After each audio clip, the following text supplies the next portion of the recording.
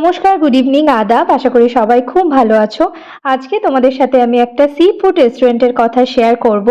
দুবাইতে থাকার সময় আমি সবথেকে বেশি যেই রেস্টুরেন্টটাতে গেছি দুবাইয়ের ইবেন বতুতা মলের অফ দ্য হুপ রেস্টুরেন্ট।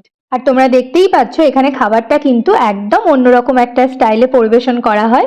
প্রথমে পুরো টেবিল জুড়ে একটা বাটার পেপার পাতা হয়েছে, তার ওপরে ভাতটা প্রথমে দিয়ে মাঝখানটা ফাঁকা করে তোমরা যেই সি ফুডটা অর্ডার করেছো সেটা এখানে দিয়ে দেওয়া হয়। যেহেতু সি ফুড খেতে গেছি তাই কিন্তু এখানে কাঁটা চামচ দিয়ে আমরা খেতে পারবো না।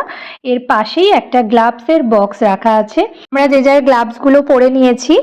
আর তার সাথে এখানে সি ফুডের মধ্যে রাখা ছিল চিংড়ি মাছ, কাঁকড়া, তারপরে সুইট কর্ন, মাসেলস, এইসব ছিল।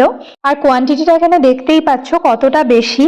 আমরা এখানে সোলো নিয়েছিলাম, সোলো মানে একজন খেতে পারবে এই অনুযায়ী। এখানে সোলো ছিল, ট্রায়ও ছিল। আমরা প্রথমবার যখন গেছিলাম আমরা ট্রায়ও নিয়েছিলাম, কারণ দুজনের মতো কিছু ছিল না, তিনজনের মতো ছিল। যথারীতি আমরা ভেবেছি দুজন যেহেতু, ঠিক আছে ট্রায়ো নিয়ে নিই, হয়তো একটু বেশি হবে, দুজনে খেয়ে নিতে পারবো।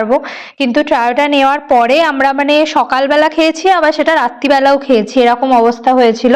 তবে সোলোতে এরা যেই পরিমাণ খাবার পরিবেশন করে সেটা কিন্তু দুজনের পক্ষে যথেষ্ট।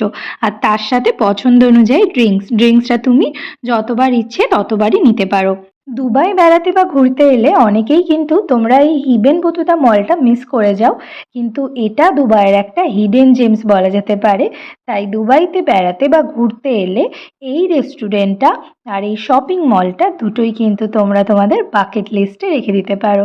আজকের মতো টাটা, সবাই ভালো থেকো, সুস্থ থেকো, আবার অন্য কোনো ব্লগে দেখা হবে।